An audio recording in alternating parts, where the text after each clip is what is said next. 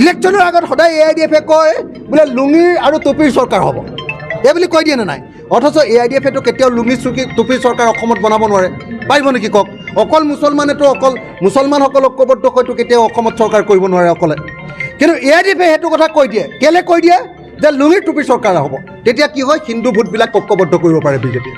সেইকাৰণে মই ভাবোঁ যে এওঁলোকৰ এই গোটেই ভিতৰৰ যিটো জুলুঙা, সেই জুলুঙাটো আমি ফুটাই দিলোঁ, বেলুনটো ফুটাই দিলোঁ। গতিকে AIDF-এ এতিয়া একদম মৰি গৈছেতো, দলটো মৰি যাওঁ হৈছে।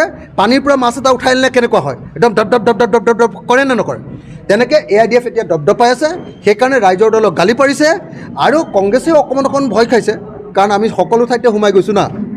আমি খিলঞ্জীয়া অঞ্চলতো সোমাই গৈছোঁ, আমি সংখ্যালঘু ৰাইজৰ অঞ্চলতো সোমাই গৈছোঁ। গতিকে কংগ্ৰেছেও অলপ ভয় খাইছে, কিন্তু এটা কথা খাটাং, কংগ্ৰেছৰ লগত আমি একলগ হ'ম, AIDF-ক আমি আঁতৰাই দিম আৰু বিজেপি আৰু AIDF-ক অসমৰ ৰাজনীতিৰ পৰা আমি খেদি দিম। মানে সকলো মানুহে জানে যে বিজেপিৰ এজেণ্ট বুলি কওক, বিজেপিৰ বি টিম বুলি কওক, এটা মুদ্ৰাৰ ইপিঠি সিপিঠি বুলি কওক, যে বিজেপিৰ বি টিমটো এটা মুদ্ৰাৰ ইপিঠি সিপিঠিটোৰ নামটো হ'ল AIDF। যদি মুছলমান সাম্প্ৰদায়িক দল এটা থাকে, তেতিয়াহ'লে বিজেপি হিন্দু সাম্প্ৰদায়িক দলটো থাকিব, আৰু বিজেপি হিন্দু সাম্প্ৰদায়িক দলটো যদি থাকে, তেতিয়াহ'লে মুছলমান সাম্প্ৰদায়িক দলটো অসমত থাকিব। মানে হিন্দু সাম্প্ৰদায়িকতা কৰিলে মুছলমান সাম্প্ৰদায়িকতা থাকিব, মুছলমান সাম্প্ৰদায়িকতা কৰিলে হিন্দু সাম্প্ৰদায়িকতা থাকিব।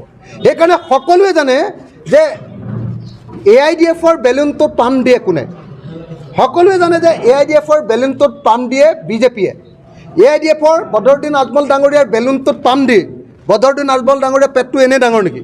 সেইটো হিমন্ত বিশ্ব শৰ্মাই পাম দি থাকে, বেলেগ কথা নাই। কথাটো বুজিছে নাই? এতিয়া আমি কি কৰিব কৈছোঁ যে বিজেপিয়ে যিডাল পাইপেৰে পাম দিছে, সেই পাইপডাল আমি কাটি দিছোঁ। আমি কোনো পধ্যে বিজেপিক AIDF-ক পাম দিবলৈ দিয়া নাই, আৰু AIDF-ৰ মাথাটো গৰম কৰি দিছোঁ। AIDF-ক বিজেপিৰ এজেণ্ট কৈ এনেকুৱাকৈ মাথাটো গৰম কৰি দিছোঁ, বদৰুদ্দিন আজমলেও এতিয়া বিজেপিৰ ওচৰলৈ যাবলৈ ভয় কৰে। গতিকে এইবাৰ আমি অসাম্প্ৰদায়িক দলবিলাক ঐক্যবদ্ধ হৈছোঁ। অসাম্প্ৰদায়িক দলবিলাক ঐক্যবদ্ধ হোৱাৰ কাৰণে বিজেপিৰ সাংঘাতিক ভয় হৈছে, উজনিতো ভয় হৈছে, খিলঞ্জীয়াৰ মাজতো ভয় হৈছে, আৰু আন সকলো সংখ্যালঘু মানুহৰ মাজতো ভয় হৈছে। সেইকাৰণে কি কৰিছে, AIDF-ক লগাই দিছে যে তহঁতে পূৰা ৰাইজৰ দলৰ বিৰুদ্ধে ক, তেতিয়াহে কাম হ'ব।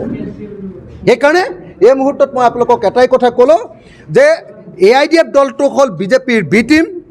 আৰু আপোনালোকে বিধানসভাত চাবচোন, মইতো সদায় কৈ থাকোঁ, বিধানসভাত AIDF-এ সেই কথাটো উত্থাপন কৰে, যি কথাটো উত্থাপন কৰিলে বিজেপিয়ে মুছলমানে দেশখন খালে খালে খালে খালে বুলি হুলস্থুল কৰিব পাৰে, লগে লগে হিন্দু মানুহবিলাকক ঐক্যবদ্ধ কৰিব পাৰে।